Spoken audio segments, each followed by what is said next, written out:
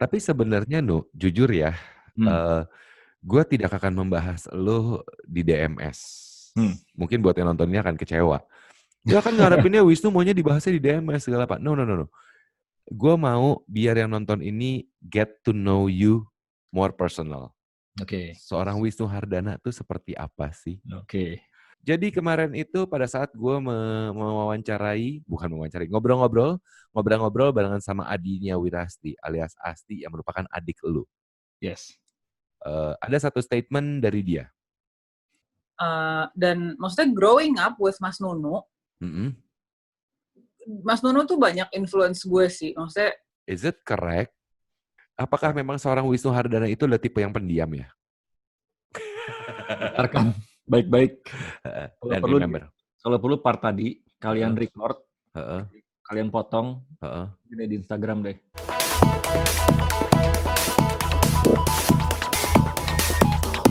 Saatnya obrol-obrol dan kali ini untuk menggenapi janji gue, Demian sudah pernah, Sarah sudah pernah, tim DMS sudah pernah, dan sekarang Wisnu Hardana. Asti juga udah sebenarnya, Nu. Oh udah. Jadi satu keluarga kalian tuh sudah lah ya kurang lebih ya. 3 kakak beradik itu udah gue kulik semuanya ya. Oke, mantap. But anyway, meskipun sebenarnya kita masih sering komunikasi, kita masih sering berkabar, nggak ada salahnya kita kasih tahu sama yang lagi nonton ini, gimana kabar lu di rumah aja? Baik-baik aja Mas Niko. Sehat ya, semuanya. Kalau misalnya jujur ya, kita pasti stressful segala macam. Cuman yang mau dong, ya kan? Bosan? Pasti ada bosan lah ya. Pasti. Oke. Tapi anyway, sebenarnya gini ya, Nu ya. Beberapa waktu yang lalu, gue sempat sharing di Instagram gue kan. Gue pengen bikin konten obrol-obrol bareng sama Wisnu. Kira-kira ada yang mau nitip pertanyaan nggak? Tapi lu tahu ada satu netizen yang menjawab gini. Sebenarnya bukan netizen sih, sebenarnya dia itu adalah anak kreatif Trans 7, namanya Dinda. Udah jadi associate producer apa produser lah ya gitu ya. Dia ngomong gini, bikin Wisnu ngomong aja tuh udah bagus. And then I reply to her. Soalnya kalau gue ngomong udah kebanyakan ya. Oke, Nu, gue kenal lu dari 2014, Nu. It's been 6 years. Ketika waktu itu lu sempat ngikut sama Mbak Sarah ke lokasi syuting MSC Dunia Lain. Yes. Gue masih inget banget kita ada di salah satu gedung di wilayah Depok pertama kali ketemu sama lu. Itu adalah abandoned building dari salah satu perusahaan komunikasi. Yes. Ya kan? Di situ pertama kali gue kenal sama lu, and then kita ngobrol. First impression yang gue dapat, Wisnu Hardana ini adalah tipe-tipe orang yang pemalu ya. Yang gue rasa itu. Okay. Lu sangat pemalu dan lu sangat sopan. Selalu manggil gue dengan Mas. Mas Niko. Sampai gue bilang, lu apaan sih, Nu? Panggil gue Niko kenapa? Gitu kan. Tapi emang itu mungkin kultur kebiasaan lu. Betul. Dan sampai sekarang tidak bisa dirubah. Iya, which is begitu semakin dalam we're getting to know each other deeper, semakin sering ngobrol, kita satu alma mater cuy, kita satu angkatan cuy. Ternyata, ya kan? Ternyata gitu. Tempat tongkrongan kita tuh nggak jauh-jauh beda cuy gitu kan. Iya dong. And then di situ gue berasa tua lo manggil gue Mas. Curhat gue nya. Nggak perlu sih. Iya, ya itu nggak masalah, itu kebiasaannya lu memang untuk melakukan itu. But anyway, apakah memang seorang Wisnu Hardana itu adalah tipe yang pendiam ya? Bisa dibilang gitu sih. Pendiam.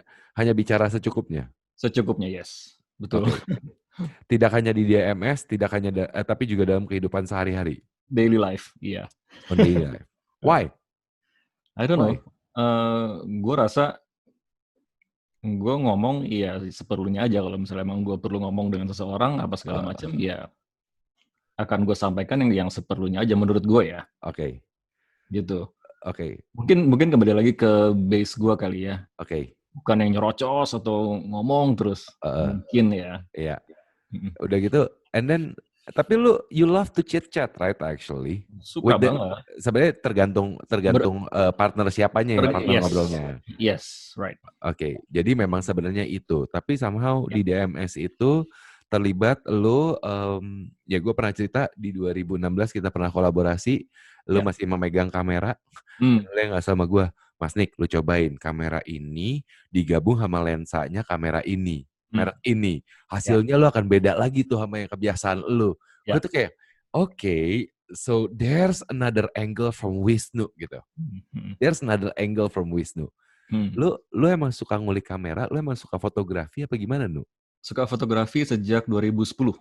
Sejak 2010? Yes. Apa ya, kenapa?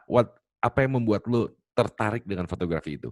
Mungkin karena base-nya gue suka gambar kan, terus karena gue suka komposisi segala macam, sampai akhirnya entah gimana, nggak ada pengaruh dari siapapun, tiba-tiba gue kayaknya foto seru ya, gitu loh. Out of nowhere tiba-tiba keluar gitu loh di diri gue. Oke. Gitu. Do you remember the first camera you bought? Is it an SLR? SLR. SLR. Oke. Dengan lensanya segala apa masih bawaan atau udah masih lensa bawaan, masih kit. Masih kit, 1855 biasanya ya. Belajar dulu. Betul. Biasanya kit 1855 soalnya ya. Yes. Oke. Tapi lu menggambar udah lama. Sudah lama. Bahkan lu sempat membuat, gue inget banget, what year is it? Lu membuat game board. Lu hobi membuat game board. Buat yang nonton mungkin nggak tahu, Wisnu ini adalah hobi sekali membuat game board. Actually he made a good game board about demonic play game gitu. Ya. Ya kan? Ya. Udah gitu lu menggambar juga. Apa yang membuat lu suka untuk menggambar, Nu? Menggambar dulu ya secara umum ya, in generally ya. Kalau dari dulu ya, misalnya dari SD lah kurang lebih. Gua tuh suka baca komik.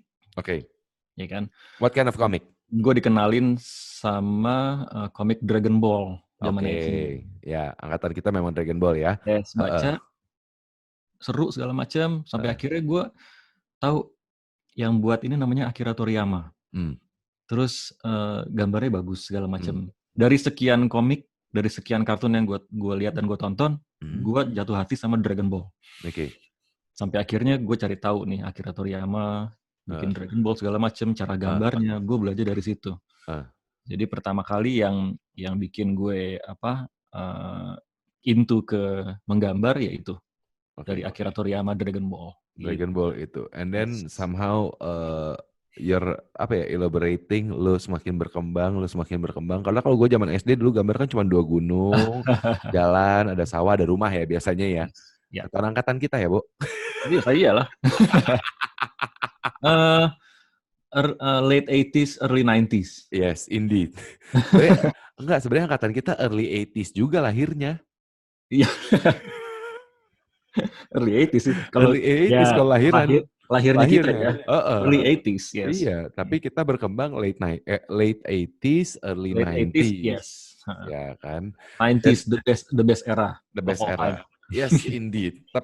Tapi kemudian lu sekarang, gue nggak tahu ya, maksudnya emang kalian satu keluarga tuh seperti terbekahi dengan kemampuan berkomunikasi dengan atau mungkin bukan berkomunikasi sih, mungkin gue bisa bilangnya adalah kalau komunikasi itu terlalu deep ya.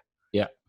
Mungkin kemampuan untuk merasakan keberadaan energi-energi yang berada di dimensi yang berbeda. Yes. Gitu kan. Lu, Mbak, ya itulah ya, gitu kan. Itu dulu ya. Asti, kita nggak usah komentar di sini ya. Ntar gue diomelin sama Asti kalau gue ngomong kan. Ya kan. But anyhow, lu artinya dari kecil atau gimana? Enggak sih. Ya kalau Mbak sih bilangnya gue memang peka. Cuman karena gue lebih acuh aja. Bukan denial ya. Cuman gue gak mau mikirin. Oke. Ngerasa segala macam tapi gue gak mau mikirin. Oke. Secara visual lu ngelihat langsung gak? Tek gitu? Visual langsung direct enggak. Cuma dari sini biasanya. Oh, oke. That's why lu ngegambar akhirnya. Yes. Oke, I see. Nah, itu yang akhirnya menjadi perjalanan lu di DMS. Yes. Tapi sebenarnya, Nu, jujur ya, gue tidak akan membahas lu di DMS. Mungkin buat yang nontonnya akan kecewa. Dia kan ngarepinnya Wisnu maunya dibahasnya di DMS segala apa. No. Gue mau biar yang nonton ini get to know you more personal. Oke. Seorang Wisnu Hardana tuh seperti apa sih? Oke. Satu pertanyaan pertama. Oke. Jadi deg-degan gue. Tenang. Ini bukan kuis berhadiah 1 miliar ya. Satu pertanyaan pertama. Jadi kemarin itu pada saat gue ngobrol-ngobrol barengan sama Adinia Wirasti alias Asti yang merupakan adik lu. Yes. Ada satu statement dari dia. Jadi kita lagi ngebahas karir dia di dunia perfilman, which is Carmen. Carmen itu adalah karakter tomboy dan segala apa yang dia bilang. Ya sebenarnya nggak beda jauh sama karakter gue nih. Dan karakter tomboy itu adalah sebenarnya somehow get influence from Mas Nunu. Dia bilang gitu. Yoi. Dari kecil pokoknya gue diajakinnya apa? Mas Nunu, Asti gitu. Lu kungfu atau apa sih dulu kecil? Kungfu. Mas Nunu ikut kungfu, gue ikut kungfu. Mas Nunu main apa, gue main itu. Bahkan kadang-kadang gue yang dipengaruhi sama Mas Nunu untuk ngajakin ini itu. Is it correct? Kurang lebih ya. mungkin bisa dibilang 80% lah. 80%. Apakah lu melakukan itu on purpose atau? No, enggak. Nggak tahu ya, mungkin ke bawah ini aja kali, joy-nya gue gitu. Jadi gue ada teman which is adik gue sendiri, terus dia juga intuit apa yang gue suka juga secara tidak langsung gitu. Jadi ya udahlah. So actually as a bigger brother you're trying to protect her, tapi as a friend juga akhirnya kebawa lah gitu. Bawa juga. Oke. Jadi lebih ke arah situ ya, Nu ya. Bukan lu yang ayo masuk tomboy. Bukan. Dan bahkan si Asti bilang, iya lu bayangin dong nih, dari persepuan kita banyak yang lifting. Nah, sepupu-sepupu gue cowok, Mas Nunu cowok, gue doang yang cewek. Iya. Akhirnya permainannya seperti itu. Oke, jadi itu benar ya? Setelah dikonfirmasi benar ya? Gue cuma gitu doang. Oke. Ya, afirmasi ya. Afirmasi ya. Oke, baik. Sudah terjawab ya, karena gue menjanjikan itu pada Asti. Oke, besok gue nanya sama Wisnu ya, kalau gue bikin obrol-obrol. Dan kayaknya gue bikin sama lu. Anyway, mantap. Kita lanjut obrolannya. Kita obrol santai aja, Nu. Lu bisa dibilang, mohon maaf ya kalau gue mengucapkan seperti ini ya, Nu ya. Bisa dibilang bahwa lu seseorang yang berada di karakter yang tidak dikenal sama banyak orang awalnya.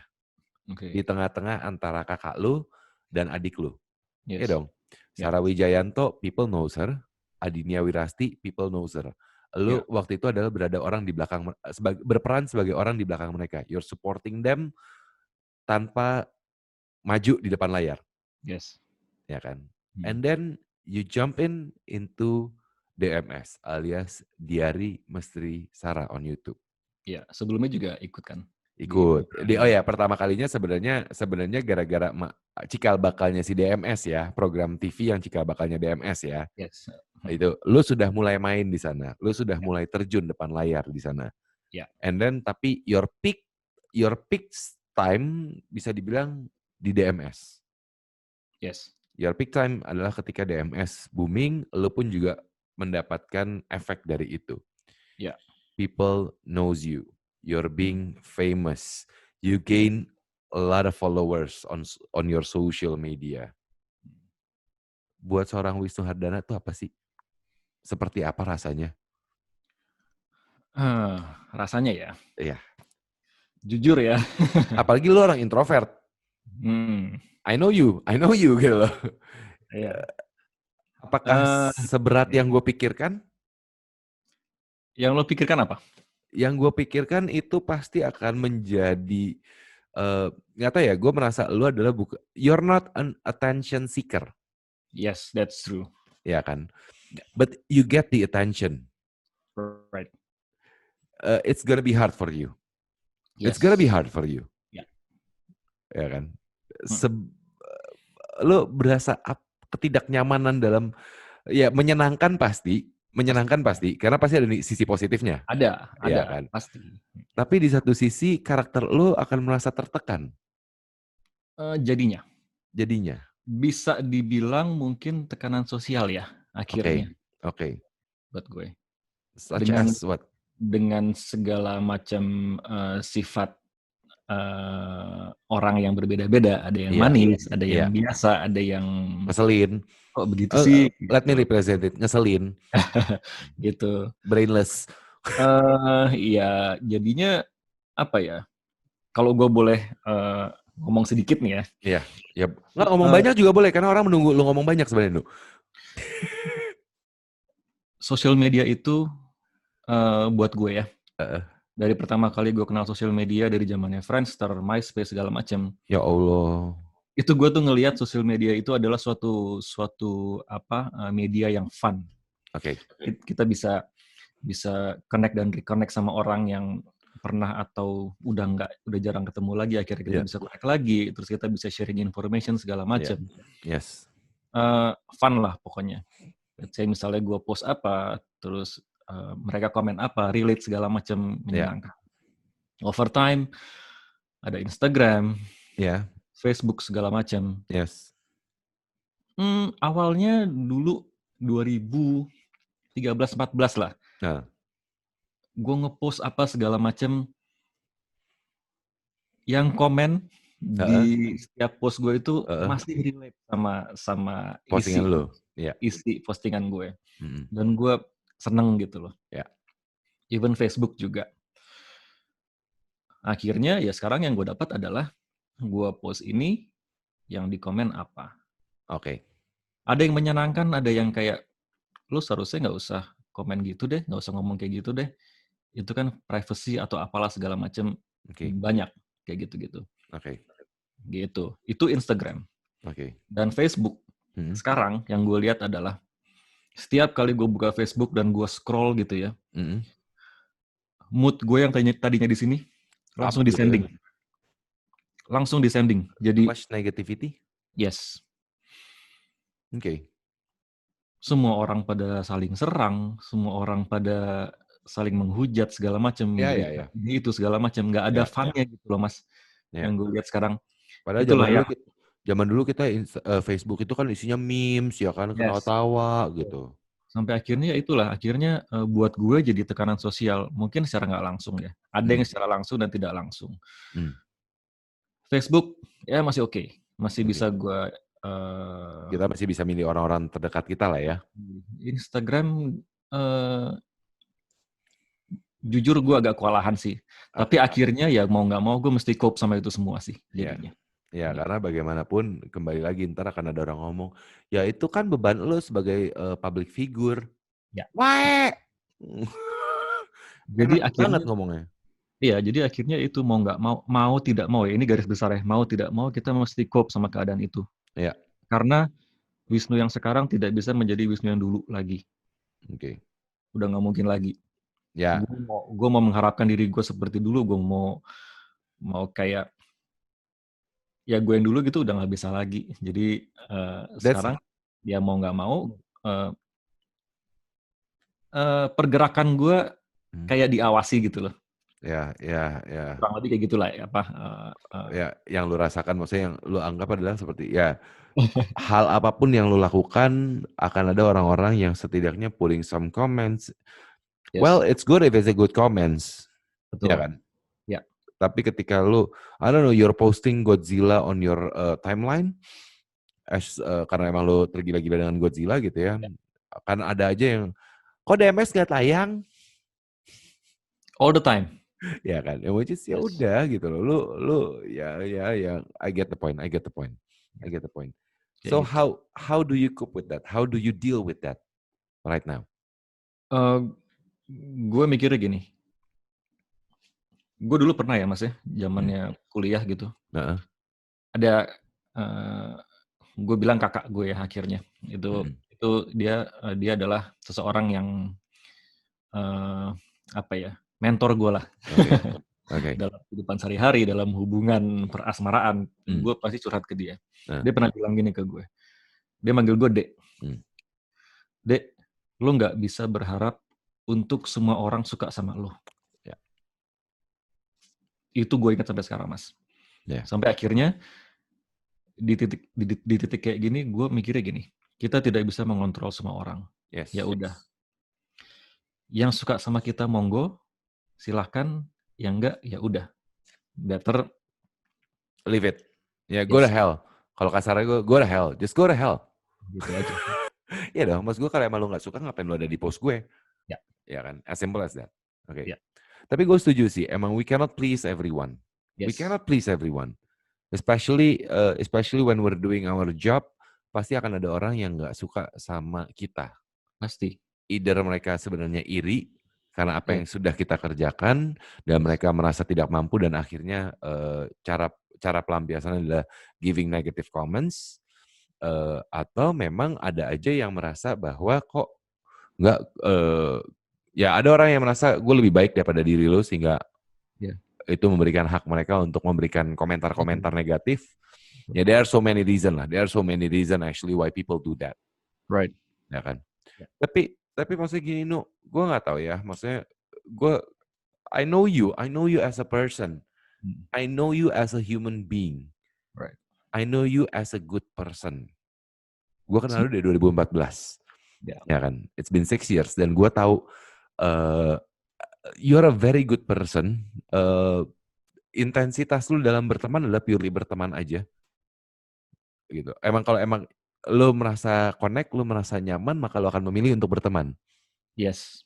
Ketika lu sebenarnya merasa tidak nyaman, ya lu akan menjaga jarak. That's how I look dalam keseharian lu. Yes, betul. Ya kan? Gitu. Dan kemudian somehow ya ini adalah dalam sebuah kehidupan, netizen itu bisa kita anggap sebagai teman dalam tanda kutip ya.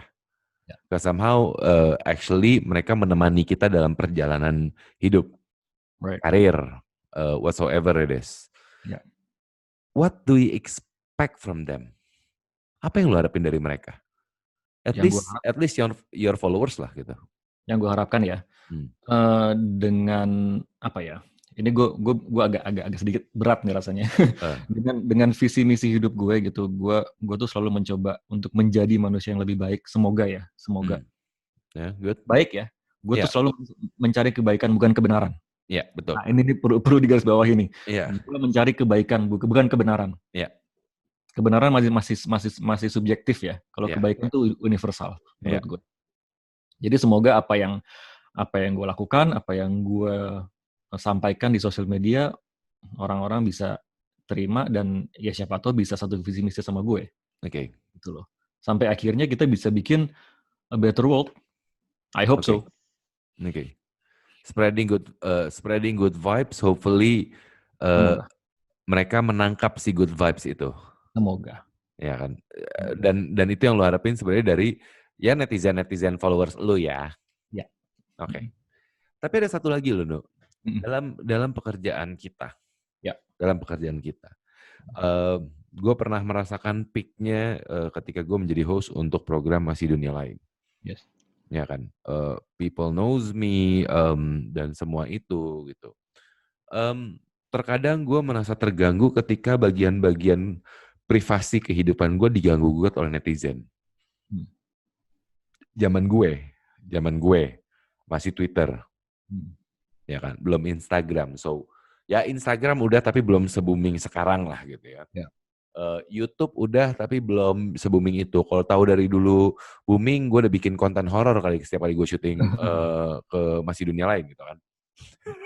tapi maksud gue gini, gue merasa terganggu dengan netizen yang menginterfering my private life, such as they were asking apakah gue sudah berkeluarga, kemudian mulai masuk interfering agama gue apa yang menurut gue adalah go to hell, ngapain lu nanya gue, ya kan? Itu urusan gue sama Sang Pencipta, bukan urusan lu, ya kan?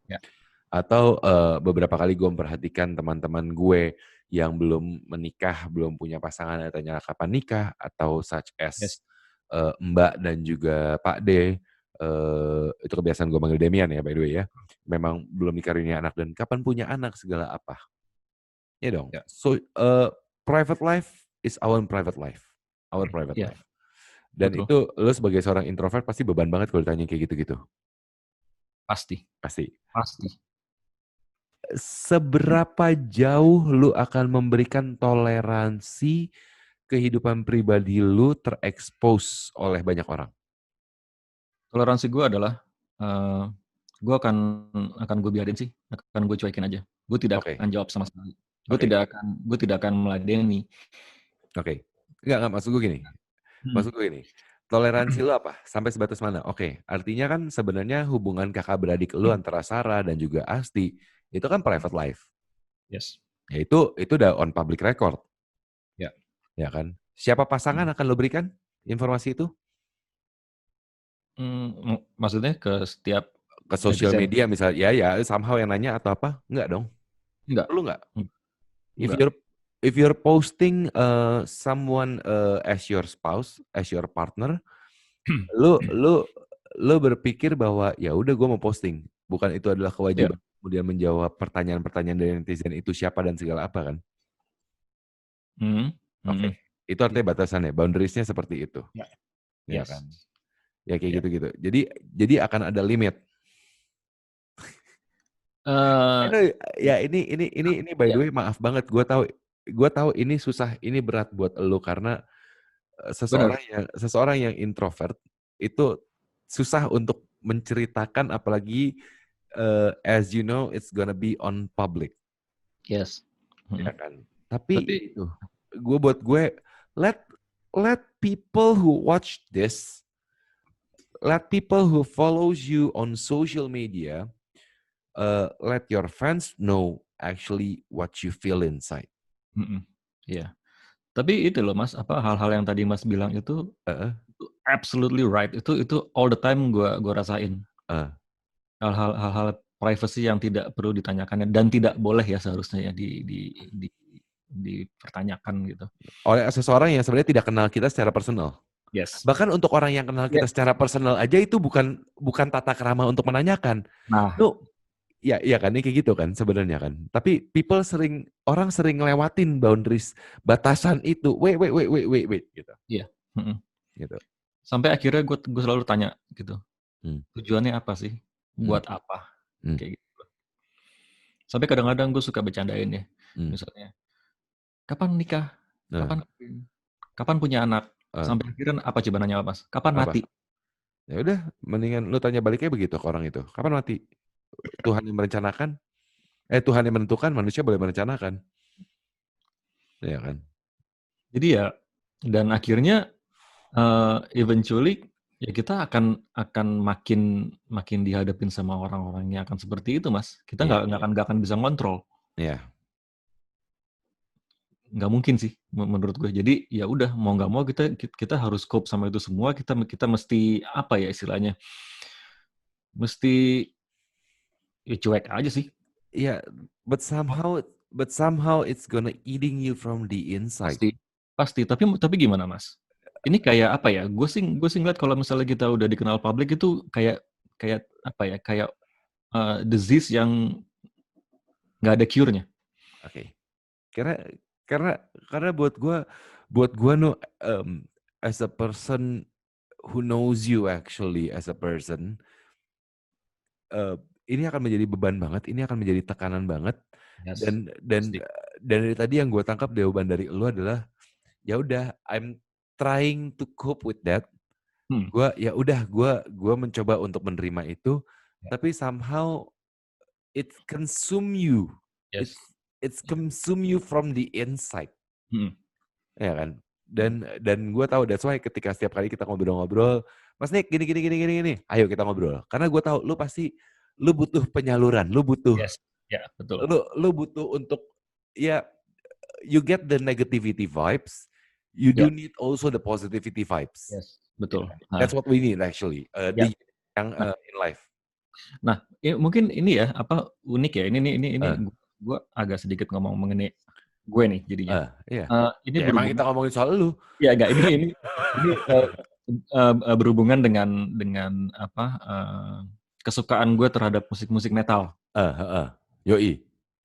Artis-artisnya gitu loh. Jadi mereka itu apa ya? Mereka itu they having their alter ego. Bisa dibilang mereka create musik metal itu sebagai sarana untuk menyalurkan emosinya.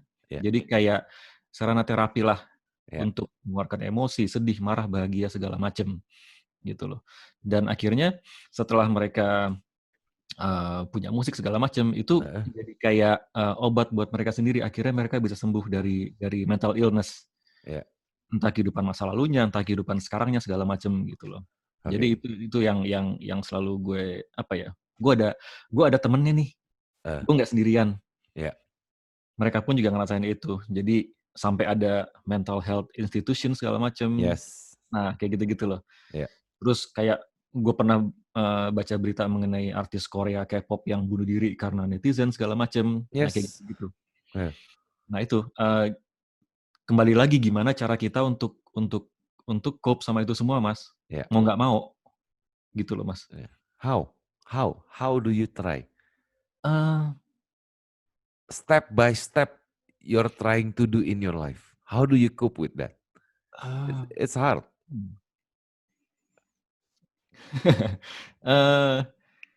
Kalau gue pribadi karena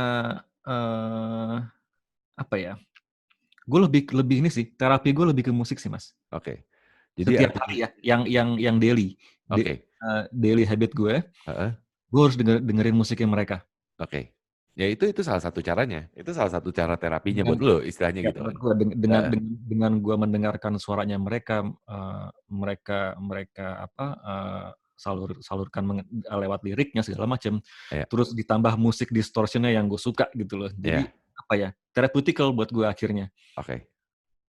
Itu dari situ sih gue. Oke. Gitu. Jadi akhirnya yang tadi gue bilang, gue ada teman gitu loh. Jadinya itu sih. Ya, lu nggak berasa sendirian. Ya. Itu karena itu memang salah satu apa ya istilahnya mungkin salah satu alternatif untuk kita merasa lebih baik. Bahwa we're not alone in this kind of situation. Sebenarnya sama aja seperti si pandemi COVID-19 ini, we're in this together. We're in this together, right? Betul. Ya kan, we're in this together. Bukan cuman lu doang, bukan cuman gua doang, tapi ini semuanya ngalamin. Itu. Gitu. Itu sebenarnya itu. Ya. Oke, nice. Dari situ. Oke. Berat ya? Tapi memang begitu sih. Enggak. Gue bukan soal berat. Gue sejujurnya buat yang nonton ya. Gue tuh karena gue kenal Wisnu as a friend. Gue harus jadi serba salah. Gue to be honest kepada elu dan juga buat yang nonton, sebenarnya gue berada di posisi yang serba salah saat ini. Gitu? Karena gini Nu, gue kenal lu sebagai teman, tapi di satu sisi ini adalah sebuah kalau ibarat dalam pekerjaan gue as a presenter, as a host, ini adalah sebuah talk show. Di mana gue sebenarnya harus mengulik lebih dalam. Gue harus mendapatkan semua informasi yang gue harus dapatkan. In somehow, gue tahu boundaries mana yang sebenarnya tidak boleh gue sentuh, Nu. Gitu. Dan gue tidak mau untuk, jadi ngerti kan lu, gue tuh berada di posisi yang serba salah gitu. Kalau gue cecer lu, gue tahu hal ini akan membawa pemikiran lu ke arah mana. Yes. Dan gue tidak mau lu sampai berpikir, gue tahu ini tidak akan merusak pertemanan kita, tapi maksudnya gue tidak mau menambah negativity vibes di dalam diri lu. Nggak mungkin lah. Ya gue nggak mau. Intinya kan gue milih untuk enggak, karena gue milih untuk enggak, gitu kan. Jadi gue akan stop untuk membahas mengenai how do you feel about this kind of situation ketika lo mendapatkan ketenaran lah ya, famous ini dengan sangat amat cepat waktunya untuk seorang introvertnya Wisnu Hardana. Yes. Mungkin gitu. bagi sebagian orang being famous itu menyenangkan. Wah. Gitu. Ya karena some people do enjoy being famous. Yes. Sebenarnya ada kok hal-hal yang memudahkan ketika lo being famous. Ada. Ya. Gitu. Kita nggak bisa bohong itu. Tapi kemudian kita juga tidak bisa bohong bahwa memang ada juga hal-hal yang apa ya? Hal-hal yang membuat being famous itu sucks.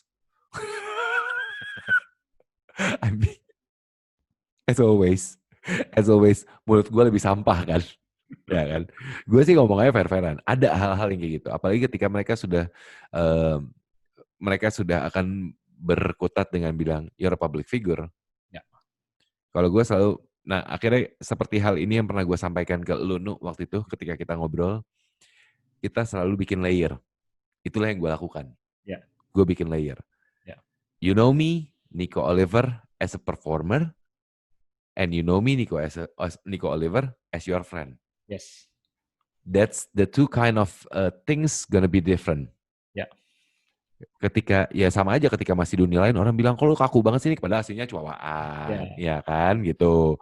Lu tiba-tiba, kok lu cowaan banget sih, padahal aslinya bijak. Bijak wae, gitu kan. Tapi maksudnya itu, lebih ke arah situ. Dan gue suka prinsipnya adalah we cannot please everyone, so I don't care. Akhirnya kan? Akhirnya. So, I don't care. Ya. Anyway, kita mendingan bahas yang menyenangkan buat lu. Oke, mantap. Ya kan. Dan daripada kita bahas kenapa lu suka siapa nama grup band favorit lu? Jasad, siapa? Jasad. Ya kan? Itu tadi lu udah cerita kenapa lu suka pada dasarnya gitu kan. Musik-musik seperti itu kenapa? Mending kita tanya Godzilla. Why Godzilla? Why? Godzilla ya. Lu tadi bilang di masa kecil lu menikmati yang namanya Dragon Ball. Yes. Dan kenapa akhirnya menjadi Godzilla? Meskipun both are from Japan. Oke. Ini kebetulan agak sedikit udah mau habis nih baterainya, sekalian coba. Oke. Ya. Oke. Kenapa Godzilla? Justru malah Godzilla duluan. Gue tahu. Godzilla duluan. Jadi gini. Oke. Kalau misalnya mau tahu ceritanya, jadi zamannya gue SD kelas 1, kurang lebih ya. Kelas 1 atau kelas 2 gitu ya. Oke, zamannya video tuh. Ya, beta apa VHS? VHS. Beta, maksudnya VHS ya. Ya kan? Masih nyewa tuh. Masih nyewa. Belum Laserdisc ya? Belum. Di Wijaya kalau misalnya mau. Ya Allah. Ya. And then bokap gue lebih seneng ngasih gue tuh film-film Megaloman, Godzilla, Ultraman. Oke. Dibanding robot-robotan. Ya, dibandingkan Transformers, pada angkatan itu apa lagi ya? Silverhawk. Dibanding Gundam segala macam. Gundam, ya. Ada yang 3 robot, lu masih inget gak nih 3 robot itu, Nu? Yang mana? Yang 3 orang jadi robot kayak mobil gitu, gue lupa namanya. Ada 3 orang yang tau gue ini Centurion. Ya Centurion, yes. Merah, Centurion, merah, hijau, biru. Ya. Ya, itu dia, Centurion. Ya, betul. Ya, anyway, Godzilla. Gitu. Jadi, kayak diracunin sih sama bokap gue. Oke. Dari gitu, tadi gue bilang Megaloman, Godzilla, sampai akhirnya dari, Megaloman, human yang silat ngelawan monster segala macam. Tapi pada saat mereka lagi ribut, lagi berantem, gue lebih fokus ke monsternya nih. Oke. Gue lebih tertarik ke monsternya sampai akhirnya ada tokoh Godzilla yang apa ya? Ya kadang antagonis, kadang protagonis juga. Gue jadi jatuh hati tuh di situ sama monster yang bisa bertarung lah, ngelawan monster lain gitu. Dari situlah, dari SD. Gitu. Oke, jadi artinya sebenarnya lo melihat sosok Godzilla as a king of monsters. Meanwhile sebenarnya kalau gue mau digging deeper ya, filosofinya. Ya. Gaya seru. Nih, suka nih, gue suka. Seru. Jadi Godzilla itu punya penampilan yang buruk. Ya. Orang-orang yang tidak kenal dia maka akan menganggap dia sebagai monsters. Yes. Ya dong. Pasti. Dia big, kemudian dia agresif, dia menyerang segala apa. Tapi once you know him, once you getting deeper with him, then you know the reason why he's being so aggressive. Betul. He's trying to protect his area. He's trying to protect something. Betul. Ya kan? Ya. Apakah itu yang akhirnya membuat lo juga jatuh cinta gitu? Ya, jadi gini, kalau misalnya mau ngebahas Godzilla dari awal banget ya, tahun 54 sampai sekarang, udah berapa era tuh, udah banyak kan. Oke. Dari pertama kali Godzilla diciptakan itu tahun 54 itu adalah bisa kita bilang Godzilla itu netral. Jadi dia itu kayak force of nature. Iya. Jadi lebih tepatnya kayak Godzilla itu adalah manifestasi dari korban-korban bom Hiroshima Nagasaki. Nuklir, ya.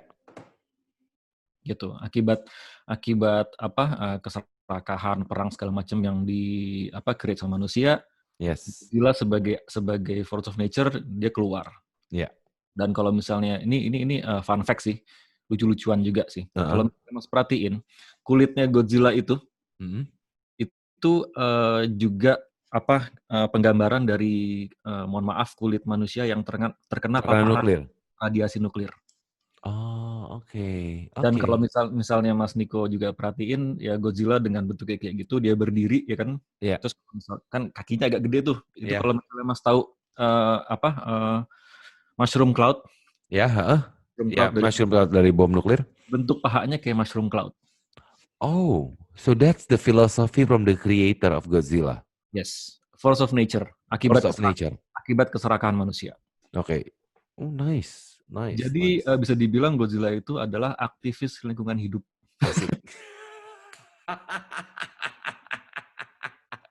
Penjelasan yang luar biasa. Iya kan? Dari tahun 54 dia sudah berjuang demi lingkungan. 54 sampai akhirnya over time ya akhirnya karena di dunia entertainment ya akhirnya kebutuhan ya. Akhirnya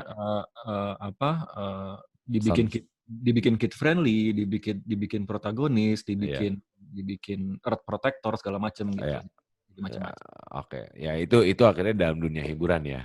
Iya. Kembali lagi, tapi somehow ada filosofinya dalam situ. Filosofinya. Oke. Sekarang kalau gue akan masuk ke dalam satu tahapan berikut. Gue enak banget nih loncat-loncatnya itu senak jidat gue aja ini dalam obrolan. Seru ya? Gak apa nih, seru nih. Ya, gue sekarang akan loncat lagi karena bagaimanapun juga ketika gue ngajakin lo di obrol-obrol kali ini buat yang nonton YouTube, pasti mau ngebahas soal DMS. Pastilah ya, gitu ya. Diari Misteri Sarah, karya-karya lu, lukisan-lukisan lu di Diari Misteri Sarah gitu kan. Beban apa sih yang lu rasakan pada saat melukis itu? Beban ya? Iya. Ini despite of it being showed on YouTube ya. Tapi kan lu ada energi kan yang lu pakai gitu. Betul. Oke, bebannya adalah mungkin bukan beban juga kali ya. Ya oke lah, misalnya kita jangan beban ya, jangan beban. Istilah yang enak apa ya? Susah nih kalau ngobrol sama anak hukum tuh mesti mencari padanan kata yang tepat sehingga tidak menjadi sebuah problematika dalam masalah hukum. Ya kan. Anyway, Wisnu ini adalah sarjana hukum ya. SH, sarjana hantu. Sarjana hantu sekarang ya. Kalau gua SE, sarjana edan. Iya. Bukan resiko tapi ya mungkin apa sih yang lu rasakan ketika menggambar makhluk itu, energi itu? Oke. Karena gue tidak seperti Mbak yang bisa ngelihat direct. Gue hanya rasa dan mostly pakai mata sebelah sini atau ini. Ya. Setiap kali gue encounter dengan suatu entity, apapun itu, gue selalu dalam hati kayak, aduh, gue halu nggak ya? Gue sugesti nggak ya? Oke. Gue rasain, gue memorize, gue simpen dalam hati, gue afirmasi, nanya sama Mbak, benar nggak? Takut salah, takutnya supaya ini loh apa? Just to make sure of it. Just to make sure sama affirmation. Ya. Dan mostly kadang-kadang gue juga selalu nanya ke yang lain juga, Pak Iwan apa segala macam gitu. Oke. Jadi kayak apa ya? Lebih lebih menjaga supaya apa yang gue rasa, apa yang gue lihat itu tersampaikan dengan benar. Dan apa yang lu sampaikan adalah sebuah kenyataan benar. Yes. Ya itu kan. Bukan cuma sekedar apa yang lu sampaikan asal-asalan. Semoga. Ya. Gitu. Oke. Gambar ada? Lagi bawa gambar dong? Pasti bawa gambar. Gue bawa yang topnya ya. Top 5. Top 5. Gue suka nih. Top 5 Diari Misteri Sarah ala Wisnu Hardana. Nah, ini lebih tepatnya semenjak Pemburu Misteri. Oh, dari Pemburu Misteri. Oke, baik. Top 5. Tapi sebelum kita bahas sebelum kita lihat satu-satu, kenapa lu bilang itu kategorinya top 5? Apa yang mereka menjadi entitled to being in your top 5? Sebenarnya Is sih it banyak the sih Mas, story? cuman ini masih yang masih top 5 gue sih. Ya, dari ya maksud gue apa? Is it the story you feel? Is it the vision you get or what? Iya, looks-nya sama rasa pada saat gue gambar. Oke, so Mas. it's the feel yang lu rasakan ya? Ya. Oke, baik. Top 5. Top 5. Top 5. Nomor 5 apa nomor 1 dulu nih? Nomor 5 dong, kalau 5 kan nomor 5 dulu naik, 5, 4, 3, 2, 1 gitu Oh gitu ya? katanya. Oke, Heeh, artinya dibalik. tetap kalau nge-MC gitu. Ya. Nomor yang 5 ya? 5. Okay. What is it? Entar ini, itu di mana? Ini di daerah Puncak. Oke, baik. Ya orang mengenal dengan Tante K apa segala macam lah. Oke. Tapi ini pas pada saat gua gambar kok ada rasa yang beda gitu, kayak lebih udah lebih tua, terus kayak I don't know, gue tuh rasa kayak apa ya?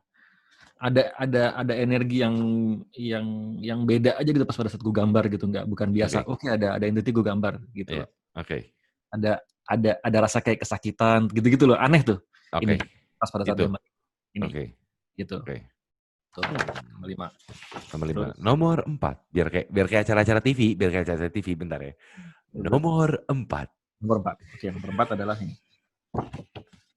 Nah, jadi ini adalah satu entity berkebangsaan non pribumi. Oke.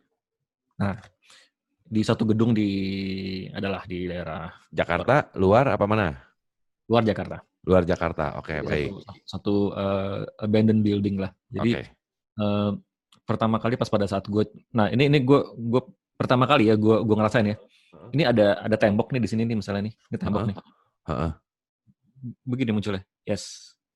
Oh, ngintip ya, Bo? Ya, begini. Nah, begini, dan pas pada saat dia ngintip, gue tuh ngeliat kayak mulutnya bingsut. Lebih dari orang normal. Kayak Joker. Kayak ada jahitan gitu. Oke. Oh, shoot. Ya gitu. Dan ya udah akhirnya gue dapat sosoknya seperti ini entity-nya. Dan kalau Mas perhatiin di sini ada tahun 1942. Oke. Nah, gue pengen nanya apa 1942? Itu adalah kisahnya dia artinya. Ya, di era itu. Di era itu. Oke, sip. Gue masih ingat 42. Oke, siap. Masa sebelum kemerdekaan artinya ya. Peralihan antara penjajahan Hindia Belanda ke penjajahan Jepang. Ya. Di Indonesia. Oke. Yes. Sejarah gue bagus, PSBB. Mantap. Sekarang kita PSBB. Bukan PSBB ya. PSBB. Kita PSBB, Pendidikan Sejarah dan Perjuangan Bangsa. Mantap. Oke, number 3. Sedap. Nih. Ini mohon maaf, ini korban sexual abuse. Oke. Dari sekian banyak perampok atau orang-orang jahat. Ini gue juga pas gambar kayak ngerasa, nggak tahu ya, kembali lagi mungkin ke emosi lagi. Akhirnya jadi gue ngerasa sebagai korban, sebagai dia rasanya. Nggak tahu ya, ini masuk ke top 5 gue sih. Oke. Gitu. Baik. Kita masuk ke number 2. Nih. Tante K, tapi serem. Gua. Ini nih. Ini yang ngeselin ya. Kalau kita ada kebiasaan kerja di horor, ngeliat begitu malah ketawa. Iya kan? Bukannya kita takut, kita nggak takut, kita ketawa. Emang nggak sopan. Kadang-kadang gue rasa kita diomelin sama tante-tante K itu semuanya. Lu udah gue takut-takutin gitu kan? Toh iya kan mereka juga memang mungkin ada yang ada prosesnya, ada juga, ya, aja menyeramkan gitu loh. Ini juga ya masuk top 5 lah. Oke. And number 1. Ini paling bizar nih, Mas. Ini paling bizar. Ini memburu misteri. Ya. Dan gue pas pada saat ngelihat entity ini, gue ngedengak ke atas. Begitu. Oke. Jadi ini di atas dan menurut warga sekitar sering melihat sosok besar berjenggot. Ternyata rambutnya dia. Jadi ini kebalik. Ini tuh bukan kayang. Ini madep ke depan, cuman kepalanya tuh terputar kebalik. Yes. Kan hampirnya gue menyebut kata F. untung gue sadar nih nggak mau gue edit ya. Jadi ya udah untung gue berhenti di situ. Itu Jadi gue paling nggak perlu bijak. capek-capek sensor. Number one. What is it actually? What is the story from that person? That thing? Apalah itu istilahnya? Jadi itu menurut Mbak ya. Jadi itu apa ya? Human spirit yang akhirnya kerap bisa jadi kayak gitu. Karena satu dan lain hal lah. Oke. Entah itu praktek ilmu hitam Iya. kurang lebih kayak gitu. Terus Oke. sampai akhirnya pas pada saat kita encounter dengan dia itu, dan kita pikir dia jahat banget, ternyata dia minta tolong untuk dilepasin. Pada dasarnya dia Minta tolong. Ya intinya dia minta tolong.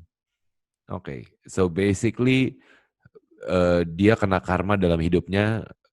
Ya istilahnya kasarnya gitu lah ya. Dia kena karma dan setelah dia beres akhirnya dia menjadi seperti itu bentuknya. Yes. Nu, tau gak apa yang gue tangkap dari kelima gambar itu, Nu? Apa itu? Tau gak apa yang gue suka dari lu? Ketika lu menggambar di kertas makhluk-makhluk astral yang lu lihat. Lu gambar pakai emosi. Lu gambar pakai hati. You feel their emotion. You feel either their sadness, either their anger, either their apapun itu. Lu membiarkan gambar lu bercerita mengenai emosi yang dirasakan sama mereka. Karena itu yang lu ekspresikan. Yes. That's the positive I don't know I get from you. Oke. Itu kenapa gambar lu buat gue selalu gue penasaran. Oke. Seriously. Karena gambar lu itu adalah lu menaruh emosi atau perasaan dari energi-energi itu ke dalam sebuah bentuk gambar di mana emosi mereka lu salurkan melalui gambar lu. Dan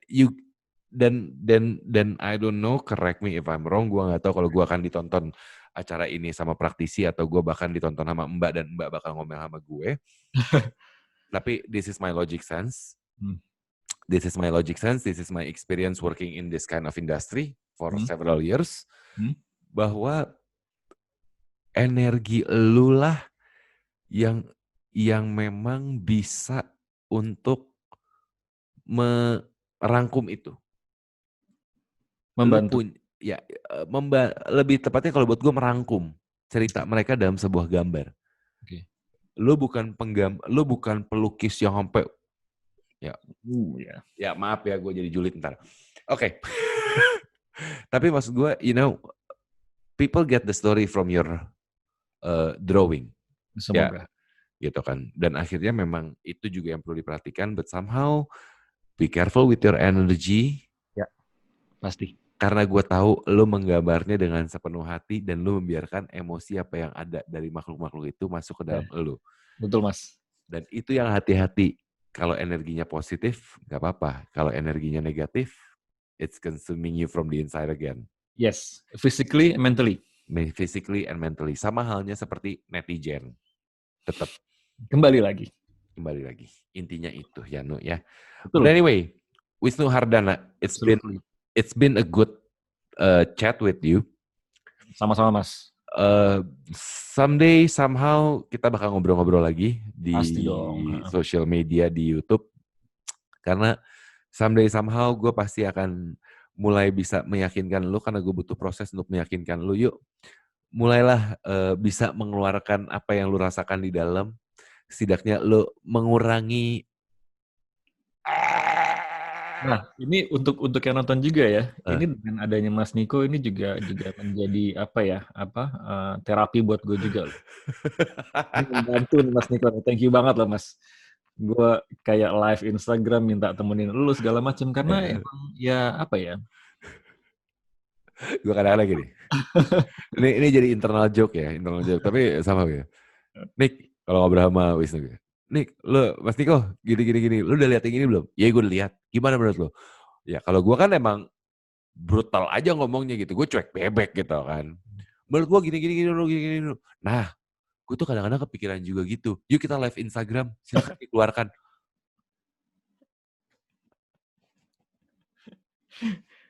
Well, karena mungkin ya gue berada di posisi sekarang pun, jujur itu adalah sebuah proses yang panjang, Nu. Ya. Gitu loh. Gue dari kecil sudah masuk ke dunia peran. Ya. Dari kecil gue sudah main iklan, dari kecil gue pernah main film, which is ini gak pernah gue bilangin sama orang-orang, dari kecil gue pernah main film pendek untuk anak-anak IKJ. Ya. Gue ikut sanggar, gue ikut fashion show, segala apa, iklan dan di mana-mana. Setiap minggu muka gue tampil di majalah untuk model pakaian. Kelas 6 SD gue stop. Oke. Dan baru gue akhirnya terjun lagi setelah gue beres kuliah. Oke. Belum beres sih sebenarnya, mata kuliah udah beres. Habis itu gue mulai terjun MC, nyari duit tambahan. Ya. Dan proses gue, orang kenal gue, mungkin sampai sekarang pun dibilang apakah orang kenal sama Nico Oliver? Nggak semua orang kenal sama Nico Oliver. Ya. Ya gue mengalami orang kenal gue di masih dunia lain. Gue mengalami waktu gue sempat beberapa host. Itu proses. Itu semua proses. Gitu kan. Dan gue menikmati. Yes. Tapi itu yang juga menjadi pembelajaran buat gue. Somehow I try to share this with you. Ya emang mau nggak mau kita mesti bikin layer. Ya. Gitu. Dan mohon juga mungkin yang nonton ini mohon mengerti bahwa kita sebagai pekerja seni, pekerja dunia hiburan lah ya, whatsoever it is, YouTuber, as an MC, as a host, we're being strictly professional to our job. Yes. Ya dong. Tapi we are also a human being. Yes, betul. Gitu loh. Kita punya perasaan, kita punya otak, kita punya perasaan. If you don't like us, unfollow, unsubscribe, don't give negativity comments. As simple as that, Mas. As simple as that. Ya kan? If you don't like us, then do that. Yeah. If you like us, please do support us. Tapi jangan menganggap kami juga sebagai dewa, bahwa kami adalah gak pernah melakukan kesalahan. No, we're human being. Kita pasti pernah, we'll make mistakes in our life. Ya kan, Nu? Dengarkan baik-baik. Dan remember. Kalau perlu part tadi, kalian record, kalian potong, ini di Instagram deh. Buat gila. Sadis. Kesannya gue bijak banget. Jangan. Ntar ini loh, gue jadi motivator loh. Gak apa-apa dong, ya kan? Gak mau, bebannya ketinggian, Nu. Bebannya ketinggian, hidup gue mesti sempurna. Lah kan yang sempurna apa deh? Sempurna. Oh, iya. Kalau gue kan sempoa. Kalau kadang-kadang gue semprul, ya kan? Ya, it's a joke lah. It's a joke. Kita bakal ngobrol-ngobrol. Anyway, sekali lagi terima kasih banyak. No. Thank you for having me ya Mas ya. Thank you banget. Sama-sama. Thank you so much mau di sini di obrol-obrol. Thank you so much. Gue tahu ini pasti jadi beban buat lo. Gue nggak tahu apakah lo pernah membuat konten seperti ini. You're telling your personal things. I don't know. Belum pernah. Ini perdana ini. Perdana ya. Perdana, dan gue nggak tahu apakah lo akan mau melakukan lagi ya.